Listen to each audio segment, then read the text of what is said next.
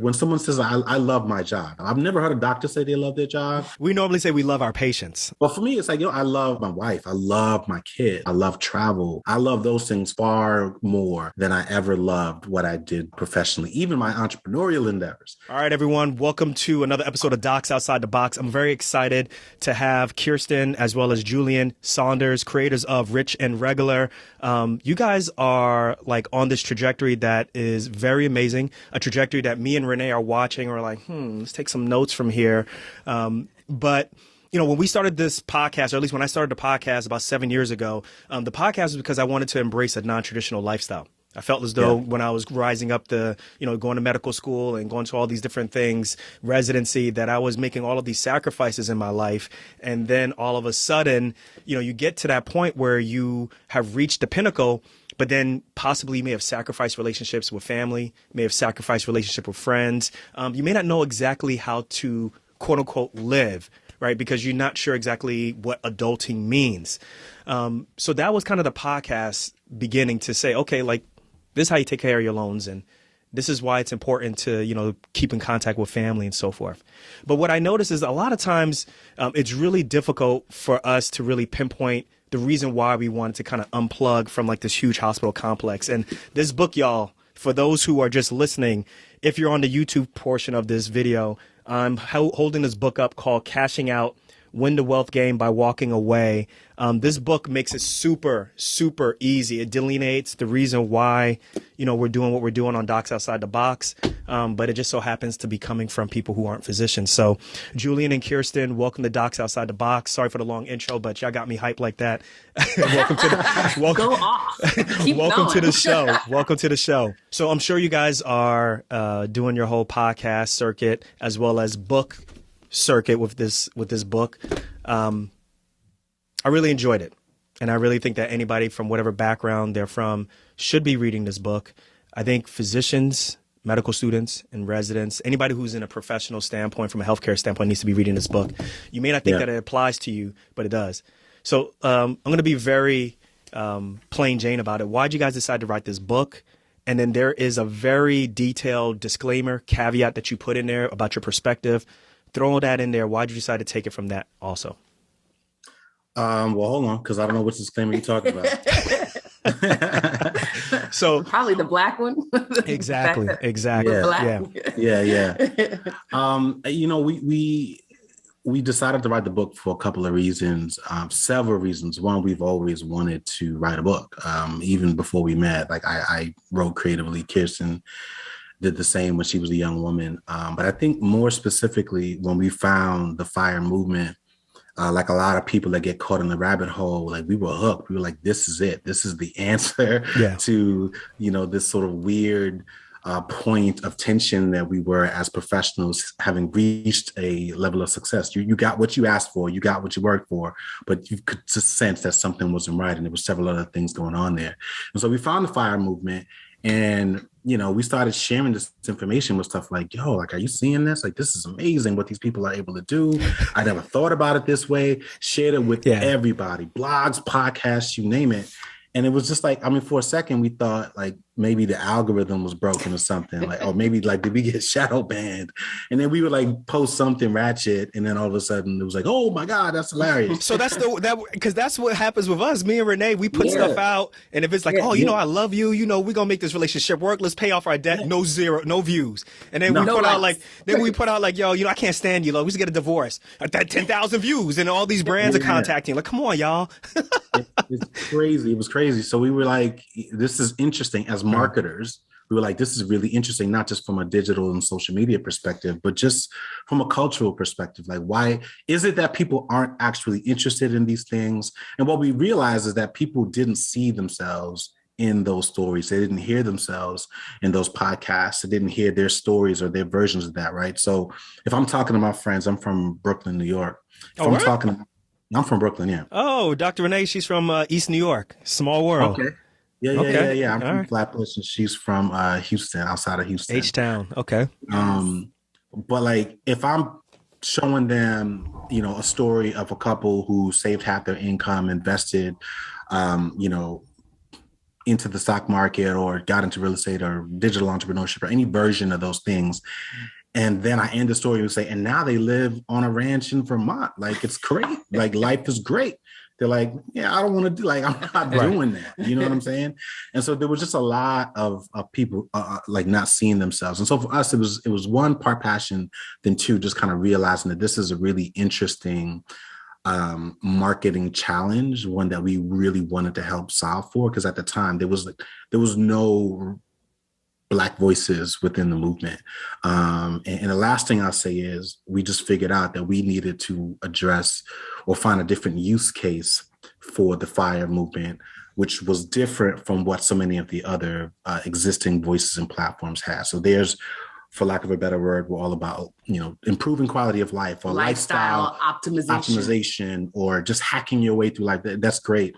But like for people of color and Black people specifically, like there are other reasons why you might want to consider taking a vastly different approach to the way that you manage your money in your career. And so instead of waiting around and expecting some of those existing platforms to speak to us, we realized actually if they did that, they probably would not do nearly as good as a job as we might be able to do. And so we figured we would just do it ourselves instead of waiting around for somebody else to do it. Yeah, I think it's really important to understand that you guys understand your audience, right? Oh, yeah. And I think that, one of the hardest parts of this content game, or at least just FIRE movement and so forth, is you can't necessarily motivate someone unless you really understand what their motivations are, or what their pain points are. And I think that even with me and Renee, like some of the first people that we jumped on board when we started trying to pay off debt or a FIRE moment was his and her money. Right. Mm-hmm. Mainly because this is like 2014, 2013, mainly because we saw them and we're like, oh, although we're not, we don't have the same type of jobs that they do, they understand money in a way in which me and Renee understand money, and the things that they're trying to do with their family, trying to cause, generational wealth, the things that me and Renee, growing up in Brooklyn, growing up in Irvington, these are the things that we don't know anything about. As a matter of fact, part of the reason why we became doctors is, yes, we want to take care of patients, but there's a change in the social status that we want to have, right? And I think that the majority of people who are, who are predominantly white, they don't necessarily have that motivation. I'm not saying it's wrong, but it's just a different motivation. And you speaking to that talks about that, And I was really interested in that. There's a part in your book where you talk about family members not really understanding why you're going down this lifestyle, right? Yeah. Because for me specifically, my mother still says, like, I don't understand what I'm seeing from you on YouTube. I don't understand it. Why aren't you just operating? And I'm like, well, Mom, I do operate, but like there are things that I want to talk about that I'm passionate about. Well, don't stop being a doctor. Like, I don't want you to, it's just like, but when I tell her why, well, I feel like I'm stressed in this form or I'm this or that, she doesn't get it. Can y'all talk about that? Like, there's just certain pressures that, certain people have, from a family standpoint, from a community standpoint. Let's talk about that. Yeah, it's hard. We're dealing with the same thing. Our parents have been along for the ride the entire time. They've, supported us when we were in corporate, and they're learning to support us as entrepreneurs with this specific message. They're very proud that we're self-employed. They're very proud that we're financially successful. But when we start talking about quitting jobs and walking away from situations and starting to change the virtues that you hold highest in your life, then they get scared. And that's really what it is. When you recognize that part of it is fear of something new, fear of moving on, fear of leaving behind what you've built your legacy on. I'm using air quotes for those who aren't watching, but like this fear is the source of their attention, of their criticism of you. Then you start to realize that like, that's not your problem, right? Like you are going to grow up in a very different world. And I'm using the term grow up, but age in a very different world, in a very different economy than the one that they did. And the reality is they may never reconcile those two ideas. And you have to acknowledge that, like, look, the band was still playing on the Titanic when it went down, right? Like happily, willingly still playing, thinking like this is what people need at the moment. They need to hear music, while everybody else was kind of getting on a life raft and like, getting off the boat. And so once you reconcile that, like, it may not happen, they may not be your biggest supporter in this endeavor, you can kind of remove that weight and that burden of trying to drag them along and just move forward and find new community, new supporters, and keep your relationship with your parents or whatever family member you're talking about healthy in other ways, right? You don't have to completely discard the relationship just It's because like they don't survivor's guilt almost. Yeah. For sure. And I also say this, not to toot our own horn, but we've been tremendously successful entrepreneurs. Like, we've exceeded our own expectations. And even it still happens now. You know what I mean? Like, our parents, I'm not going to call out the particular one, but like literally even after book launch, after Good Morning America, after all this stuff, we still had a parent come in and tell us, you need to change your message. Nobody's going to want to work with you guys. Nobody's going to want to bring you in. To bring you guys in if you're doing these things. And we were just sitting there and we were literally like confused. Like, this is the message that got us here. Right. You know what I'm saying? But again, they just come from a completely different era. They don't get it. They may not get it. Right. And, I'm not going to say I regret even trying, but I will say we've certainly pulled back a lot from, and in some cases completely discarded the idea that our family and close friends needed to be on board in order for us to feel whole or confident moving forward in our entrepreneurial endeavors. It's never going to happen, and I'm not going to waste my life. You can't drag them.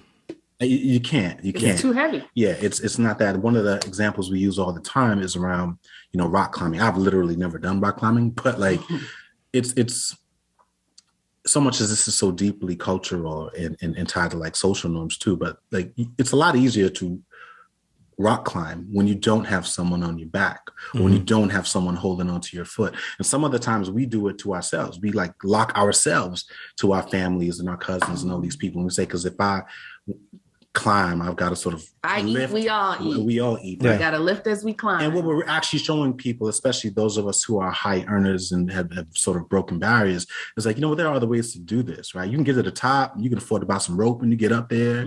You can afford to charter a plane. Like, there are other things and ways that you can do. Yeah, you can do all kinds of things. And so it's really just a matter of like, not just making people like us, like you, like your audience, feel more comfortable sort of running at the pace that they know they really can, without the sort of fear or concern that they're leaving people behind. So I appreciate your explanations. Let's take a quick step back, because the title of the book is called Cashing Out. So can you tell us, or tell the audience, what does cashing out mean, and what exactly were you guys cashing out from your careers? Because you guys are professionals. I think it's really interesting to get from you guys to say what was the issue and what caused you guys to do exactly what the title of the book is. Yeah, so cashing out means a lot of things. I think the best way to describe it is to think about like how most people think about their careers as a game that they're playing. And we use this language all the time, like it's a game, but I think a lot of us sort of think that it's a winnable game, right? They think that they can actually win this game, and they define winning in very narrow terms. It's either getting that dream job, getting that big promotion, or getting that really big paycheck, or all of the above. And the reality is very few people win that way. And so the better way, the more efficient way, the one that actually more people have a better chance of doing in terms of winning in their careers, is by being able to quit on your own terms, on your own timeline, for any reason. Like, that is the real win. Like, being in a position to say, while I love being a doctor, while I love being a lawyer, or I love this industry, or even if it's nonprofit or whatever it is, I am willing and able to walk away from it, and it's not going to derail anything that I am doing right now. And I think what's specific for Black people is that in the workplace, you've got this sort of boogeyman, which is racism, that influence our experiences there, and it manifests itself in terms of the income gap, or the likelihood of promotion, or quite honestly the failures of diversity, equity, and inclusion efforts in the workplace. And so all of these things are sort of compounding and really make work, if we're being honest, a miserable experience for people of color. You know what I mean? And so it's almost like, but they accept it, and they feel like that's just the cost of doing business, of getting up to this certain level. Yes. We completely just accept it as par for the course, right? Yeah. And what we're doing is introducing a different way of playing the game, and giving people a different medal or trophy, if you will, which is ultimately financial independence, like not needing it at all anymore and kind of freeing yourself from this broken labor agreement that has negative impacts on our health, negative impacts on our abilities to have a successful marriage, raise a family, and all of these other things. And so when you realize that work is really this giant obstacle that separates who you are today and who you ultimately want to be, like you sort of zero in on that and figure like, how do I get this thing, this block, this obstacle out of the way? And in most cases, it's about, being savvy with the way that you manage your money. It's, there are, by the time most physicians are out, we're talking realistically 28 to like 30, mid 30s. And when they're doing things on their own, mid to late 30s. So a lot of them are just like, wait, hold on a second. I gave up my 20s. I wasn't partying when everybody else was. And now, I got, not only am I in my 30s, I got like 6 figures in student loan debt. What you mean I got to cash out? I got to pay this game so I could pay this debt off. Biden is only giving 20. You're like, I got multiples of this, right? Yeah. To those people, I still say like this book is like that, because, me and my wife, we decided to pay off our student loan debt. We had almost $700,000 in student loan debt. We decided to pay it off in 3 years, mainly because of the things that you named in your book, like the first couple of chapters of your book. Like there's something to be said about that emotional relationship with money. There's something to be said about realizing that, hey, what's the end game here? Right? Like the changes that maybe a lot of people may want to make in medicine, you might not be able to make it if you're within the system.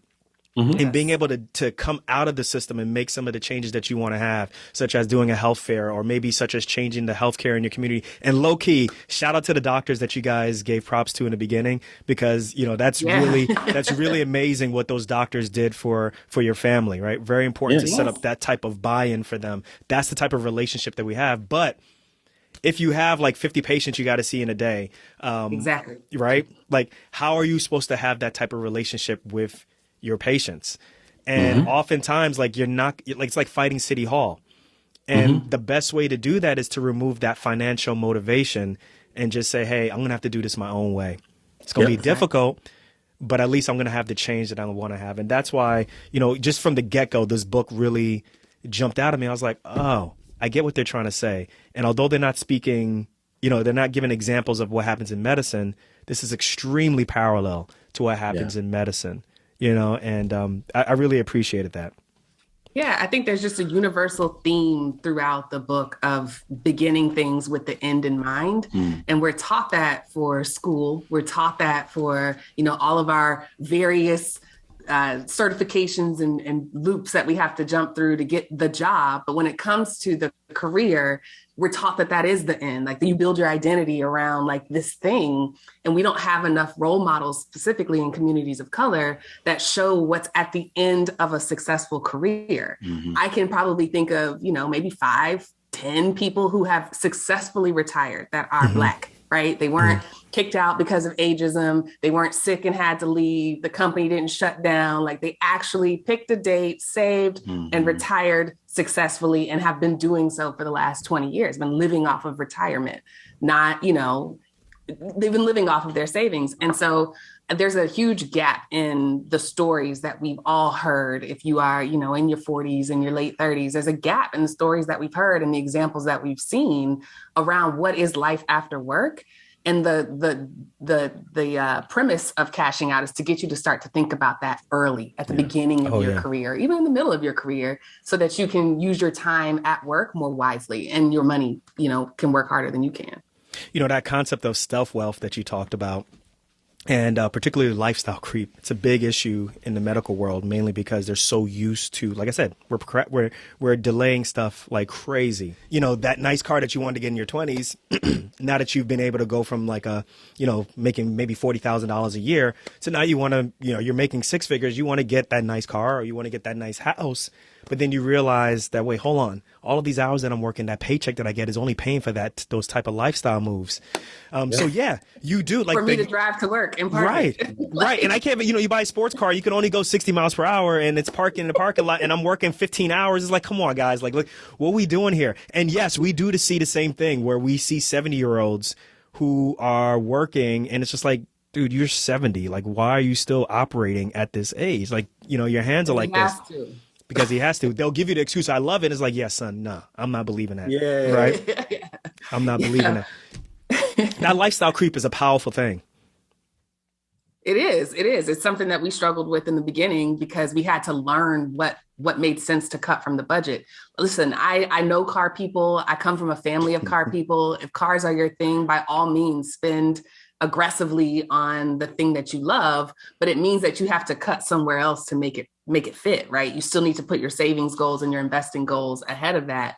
And so I think another part of the message is doing that inner work to figure out, like, what are you doing because you want other people to notice, or because you're trying to numb a different feeling, or because you're trying to send some sort of social signal that distracts people from how miserable you actually are, versus what are the things that add value to your life that you really appreciate, that you would do regardless of your financial situation, so that you know exactly where to cut in the budget. I don't know that it's a blanket like piece of advice to say, don't buy handbags, don't buy cars, don't buy wine, because we buy all of those things. But may go to Trader Joe's. You got to decide like what's enough of all of those things. Yeah. What about someone who says, like, listen, like, your advice is going to torpedo my career, versus someone who finds security in in a professional job, when, you try to convince someone that, like, that's not really security. Like, you're relying on someone else to give you a job. Like, and as we saw in 2020, even doctors' jobs are not guaranteed, right? Like, what do you say when people say, yeah, I'm not torpedoing my career for this? Like, there's no way. I can't do this on my own. I've been there. Even on our book tour, we met a lot of these folks, man. And so first of all, there are people who just like love their job, right? And they'll say that, like, why should I walk away? Why should I plan a 15-year career, which is one of the concepts in the book. And, honestly, I'm done talking to people like that. Like, I've sort of flipped it back on them, because I can't help them, but I can ask you to ask yourself a couple of different questions. And with respect to, like, those people, it's like, well, how do you define love? Because the way that I define love may be a little bit different. So I don't use that kind of language, or I don't take us through that. How do you do it? What do you do? What's that interaction like when you say, like when someone says, I love my job, and more often than not, it's people like educators, or people who work for nonprofit organizations, like people who have big hearts. They love their job. I've never heard a doctor say they love their job. Lawyers, I never. We normally say we love our patients. That's what we say. You love our patients, right? Yeah. But for me, it's like, I love my wife. I love my kid. Like, I love having the freedom to do what I'm about to do this afternoon and go hit the Silver Comet Trail, right outside of my home. Like, I love being able to go down to Florida and visit my brother and my sister. I love travel. I love those things far more than I ever loved what I did professionally, even my entrepreneurial endeavors. You know what I mean? I love those things. And so that's certainly one of the ways that we approach it. With respect to people who say, real quick, is there any male ego that gets put into that? Because I'm sure there's got to be, like, so you rather spend time with your kids and your family than actually be a provider. I'm sure there's those trigger words that people throw in at Very you also. much so. Right. But, of course. But because our audience is a little older, they recognize the perils of that male ego, where it's like, gosh, I feel this huge pressure to be this provider, but now I'm at odds between the ambitions that I have for my life, my own life, the kind of father that I want to be. I said I wanted to be this kind of dad, this kind of husband, but the way that my lifestyle is set up, I have to be at work 80% of my free time. Yeah. So how do I reconcile those two things? And it's like, you got to confront that ego. Not to mention, more often than not, what they're not saying is that they've sort of signed up for this traditional order of things, these traditional male roles. I'm going to go to work. My wife is not going to go to work. And now they've reached this point where they realize that relationship dynamic isn't working. There's not enough money coming in. And so to admit that you want to walk away from your career is, in a way, an informal way of them sort of admitting that, like, I'm not earning nearly as much money as I could have, which is a bit of a blow to the ego. So it's a lot of those things. Religion also plays a huge role in a lot of these things, in terms of the way that people think about it and the roles that they assume at home. And so it's one of the things that really fascinates us, which is why we actually spend far more time exploring culture and social norms than we do finance. Like, the fundamentals of finance are pretty solid. You do those things, you repeat it, you'll be fine. But knowing better is not going to sort of lead to people doing better. And we know this because we've tried. I've tried leading with data. I've gone to the barbershop and literally tried to quoted Pew Research and McKinsey. Harvard Business People Review. don't care about the data. Yeah. All I know is the story, right? So that's who we are culturally. And I've actually just come to embrace that and say, all right, bet. Well, let me give you some content. Let me give you a different story. Let me give you a different way of thinking about it. Let me show you different examples. And also let me live by example, because that is a huge motivator. When I'm on vacation for a month and people are wondering, like, how does that work? You know what I mean? That is probably far more powerful than any podcast I could ever produce, any blog, any book that I could ever write. It will make people really question like that. Well, maybe it really is working. You know what I mean? Maybe it isn't a scam. And it's like, no, it's not a scam. You know what I mean?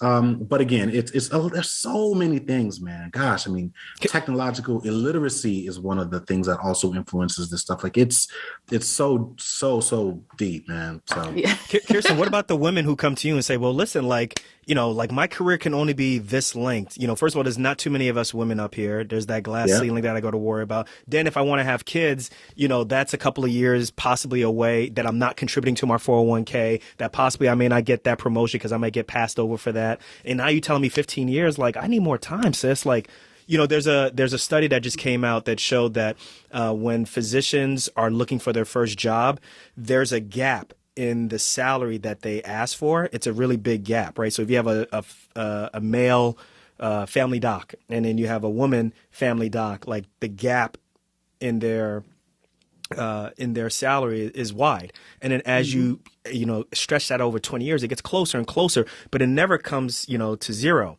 And then they show, well, the difference would be about $2 million at the end of 20 years. Right. So you have all of those different things and you're like, well, you telling me to deplug, then I got to start my own business. I got to wait, what? So what do you say? What do you say to women who say things like that?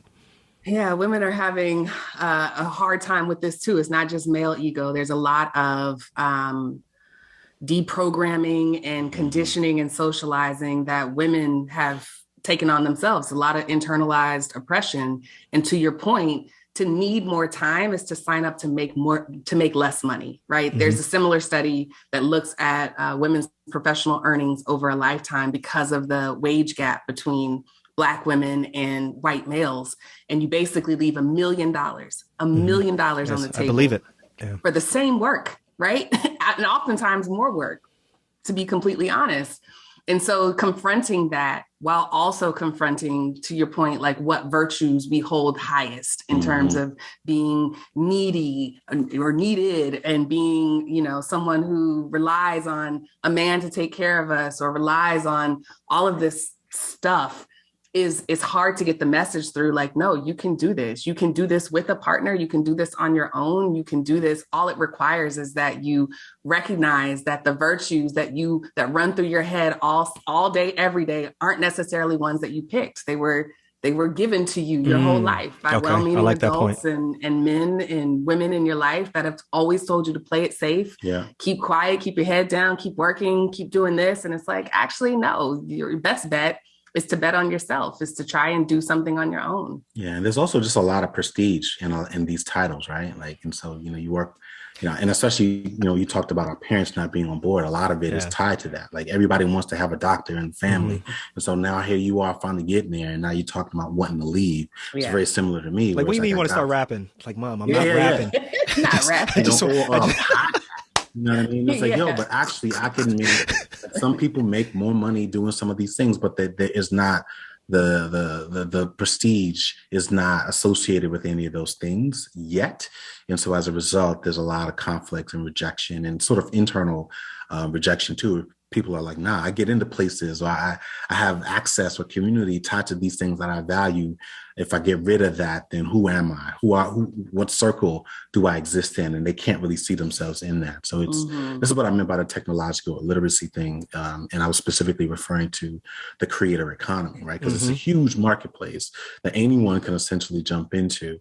But again, it's the perils of sort of that sunk cost. Just put all this time, all this money into building up this life, and now you want to let it go? Nah. So I get it. But again, living by example and introducing people to different communities, showing them a different set of role models, I think is one of the most powerful things that people can do in terms of being a motivator for the light bulb to go off and say, hey, perhaps I can leave this life alone and build something new. Kiersten, you mentioned betting on yourself, right?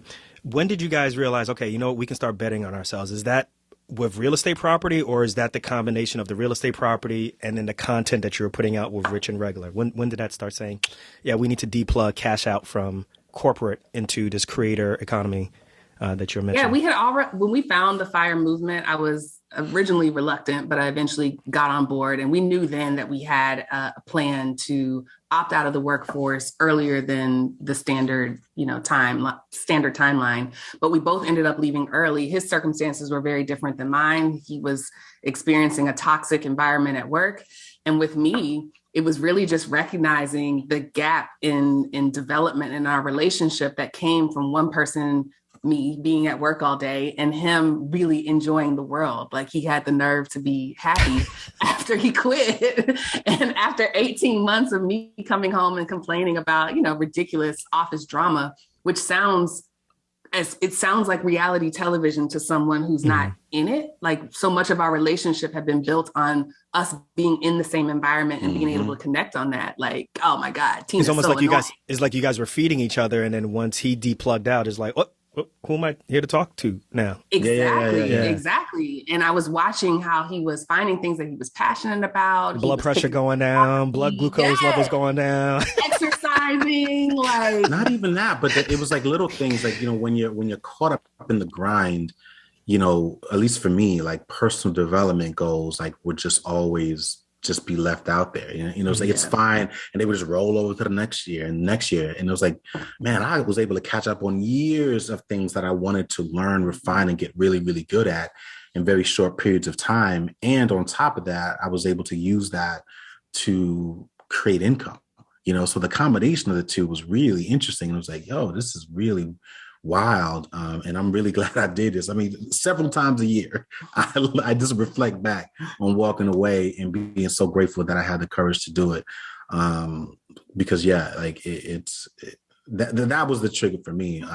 It was to her point, but even before then, it was really just frustration on earning potential, right? That like, too. I was tired of asking people for more money. And even when I would go through interviews, like I just kind of felt like, with companies outside of our former employer, it felt very uncomfortable, like it felt like I was begging someone to pay me what I was worth, even though I knew that they were incentivized to lowball me. And it just felt like it was a game I just did not want to play anymore. Yeah. And so I was just like, you know what, I'm not doing this anymore.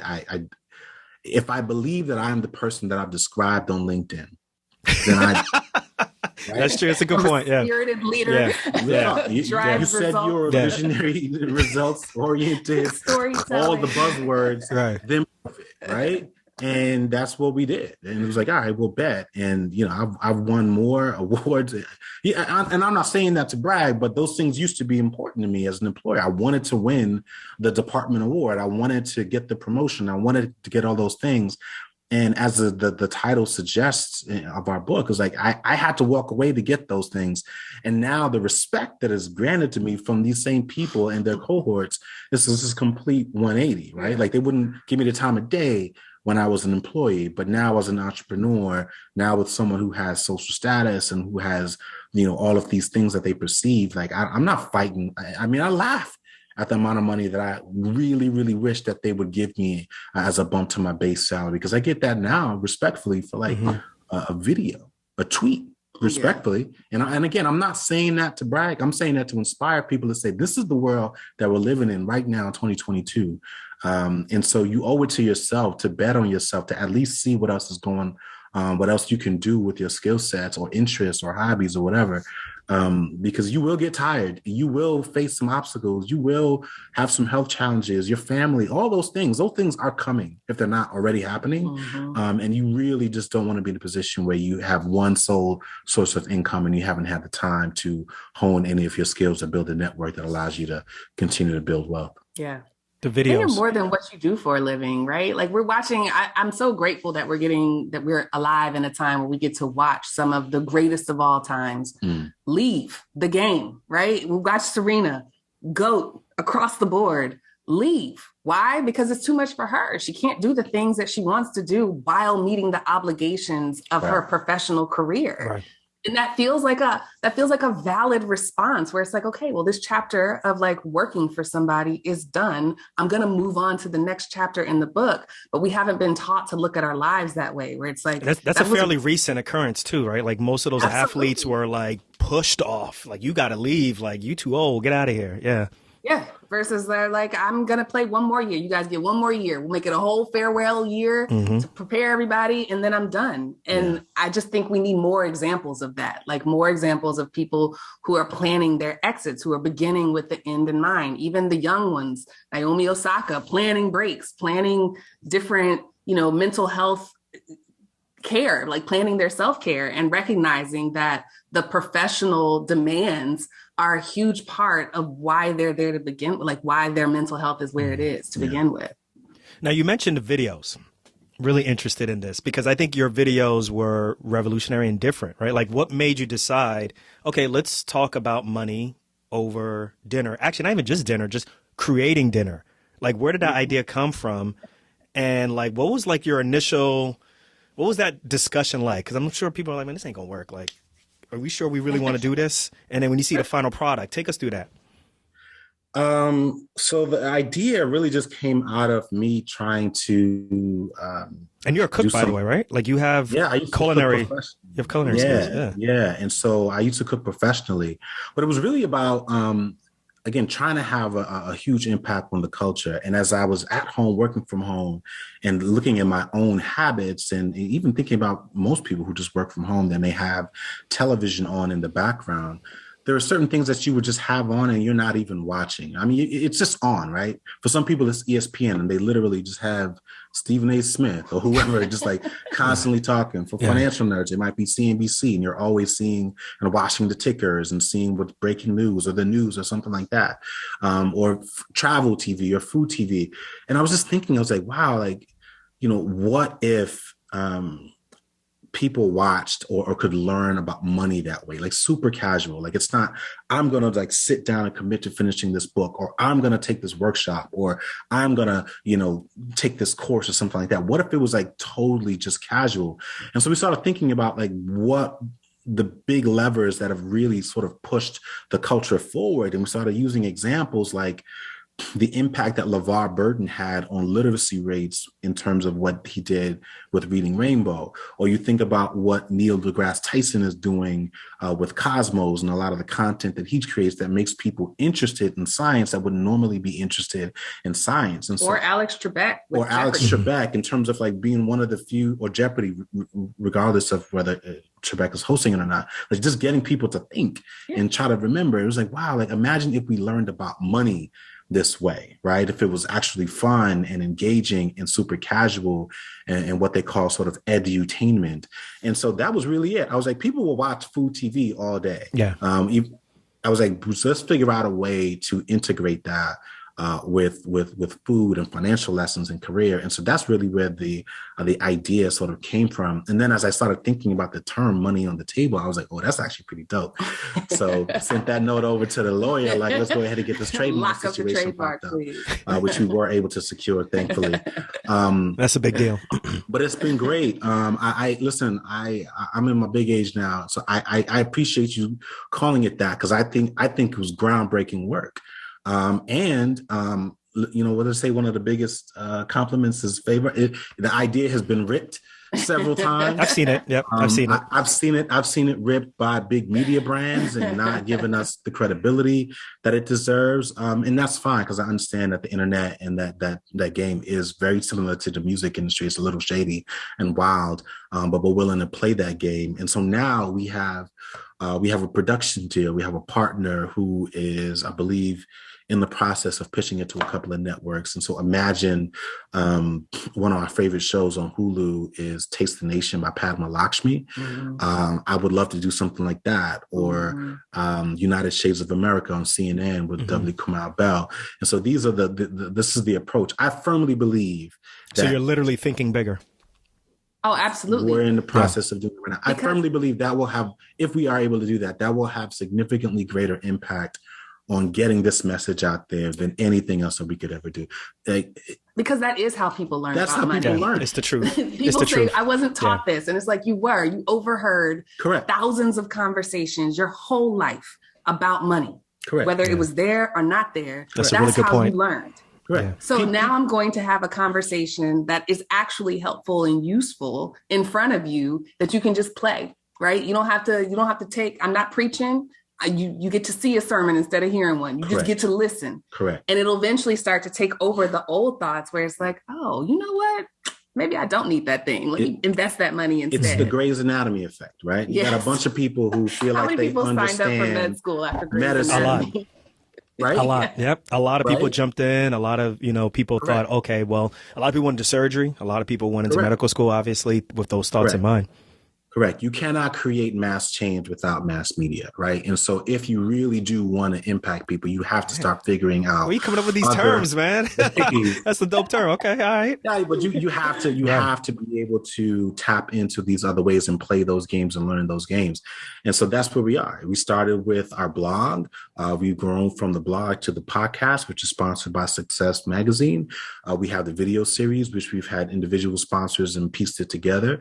We're hoping to either bring it to a network or just self-fund it. We can afford to do that. But again, I feel like it will have far greater impact to get people who would not normally engage with financial content. You just got to not make it look, it's like Inception. You can't make it look like that kind of content. It has to look like travel TV. It has to look like food TV. And in the process, you're going to learn something about index funds. See, there's a reason why we vibe, because the fact that you said Inception, that's one of my favorite movies of all time. So I can see we hear. Really? Oh yeah. Did you understand it the first time you watched it? Absolutely. Yeah. I thought that was Nolan's perfect movie right after Dark Knight. I was like, I think the scene after the snow, if he had taken another scene after that, another dream, I think he would have lost us. But it was like the perfect for me, it was the perfect level of layers. And then coming up from the layers that it was like, you're not going to lose me, but I get the point. Now, the next one he did, Interstellar, I thought that was I didn't understand that at all. It didn't make much sense to me. That we watched where they're like running backwards, like Tenet. Different director, but like it was way over my head. Man, why you waste a Denzel Washington's son like that on his? Why did he waste his performance on this movie? I'm like. I love John David. He did a good job, but it was just the movie. The movie was like this. Yeah. But it's funny you bring that up because we recently, The Matrix had like its 20-year reunion, and we watched it again because it was showing. Part one.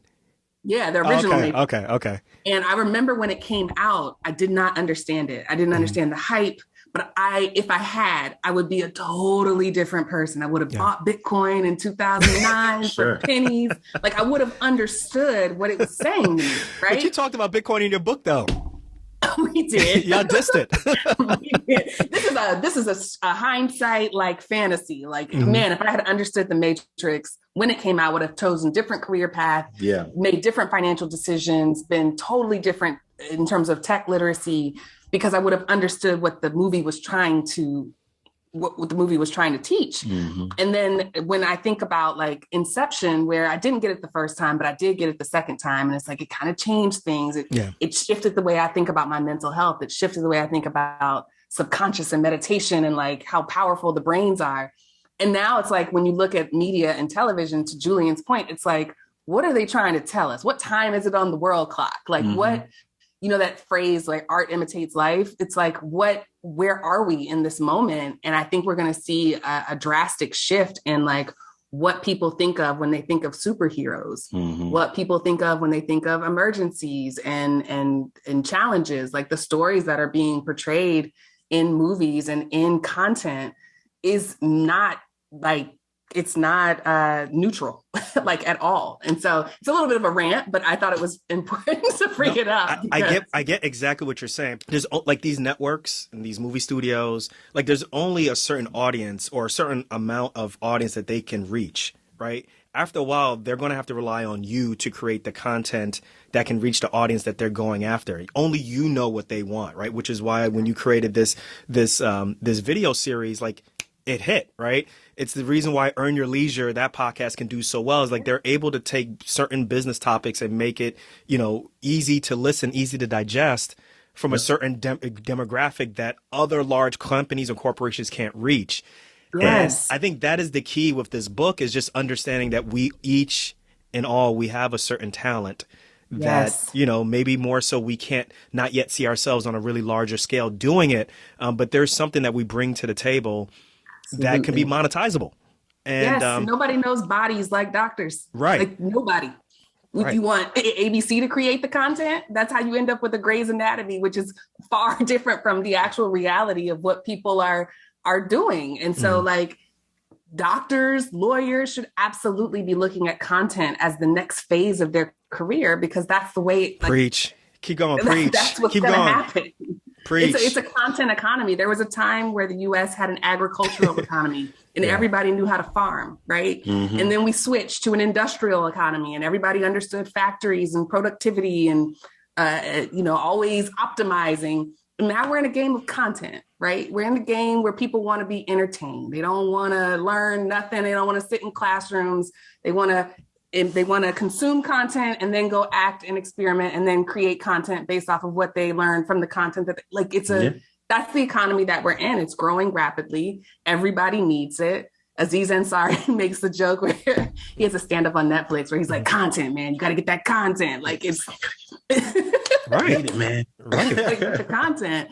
And so for those of us with specialized knowledge or even a unique lived experience that's different from the majority, this is your moment. You have a moment, and it's a brief moment because, again, it'll get commercialized and then we'll have to move on to something else, whatever the next version of the economy is, likely AI and virtual reality. But like we have a moment. And so we should be taking advantage of it, regardless of whether you think it's going to be incredibly lucrative or not. It's your stamp. Mm-hmm. So how does building or just like wealth building work for you guys now? Is it now a combination of creating wealth, making these partnerships, for media, or is it happening at the same time where you're, because you talk about real estate in your book, real estate is continuing to be acquired also? How is all of this stuff working to build this empire, such as Rich and Regular, the Saunders? Like, how does all that work? Yeah, so the portfolio is the portfolio. These days, the only real shift that we've made is we're just playing a little bit more aggressively, right? So we've got the benefit of being able to look back on 10 years. It's been an amazing decade. It's been more than an amazing decade. But so now we're just playing a little bit more aggressive, not to the point of where we're sort of stock picking. That's not really our jam. We fundamentally believe that index fund investing is the way to go. We're looking at individuals, sectors, and things like that we know are growing with a huge emphasis on tech. We're thinking about our son. We have a 5-year-old, and so we've started his custodial account. But a lot of the income the income that we earn right now really primarily comes through Rich and Regular, which is a combination of brand partnerships. We have some products, and we'll be creating some more products in the future in terms of helping to onboard other people who don't really know how to do these things in terms of being in the creator space. Mm-hmm. Speaking, there's like brand partnerships, and all of those things have layers. And, the ability for you to earn income downstream. If we're fortunate enough to sign a deal to take that show to the next level, again, that's not really a money play. Just based on what we've seen. I mean, obviously we could get lucky and things pop and someone cuts a massive check. That could happen. Issa Rae check. Yeah. I mean, I don't even think that got pulled back. Right. We've been in it long enough to know not to get that excited about it. Yeah. Because we know just how, I mean, we've worked with a lot of people to know that even if you get the deal, get the money, shoot the content and edit it, they can still pull it. Mm-hmm.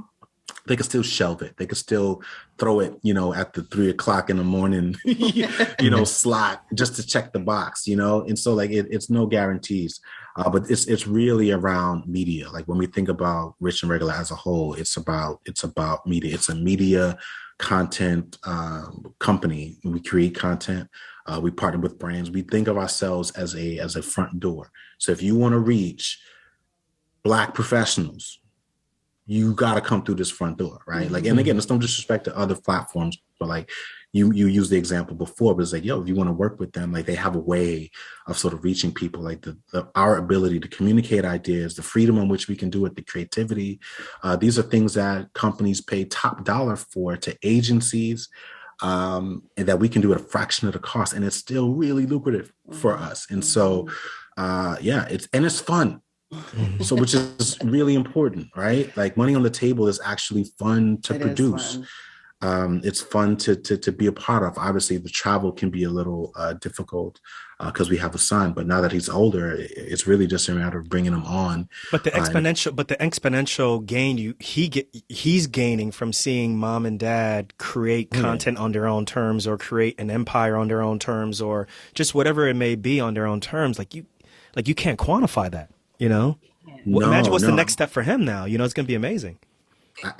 And he will have capital, right? Yeah. Like I just have the ideas and the ability. He will have all of those things, a role model and startup capital. He won't have to beg or ask anyone to do anything. And so he can take the chances that you guys always wanted to, probably. Of course. We had to take the safe. We had to take the safe things, but now they get the play money and the play space to do the executive level things that we've always dreamed about.